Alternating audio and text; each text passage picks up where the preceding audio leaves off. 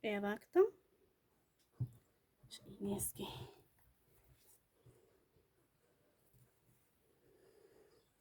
Na lássuk az ízét. Milyen?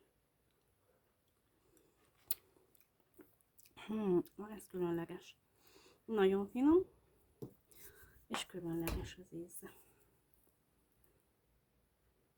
És van benne kakaóbob. Mindjárt megmutatom. Nos, ezeknek a fehéreknek a belsejében letisztítva ez lapul. Meg lehet nézni, ebből lesz a kakaó. Természetesen megvannak az eljárások, ami folytán lesz belőle. Nagyon finom, érdekes az íze.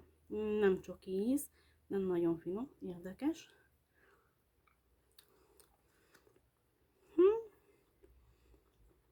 Ez külön is nagyon finom. Megéri kipróbálni.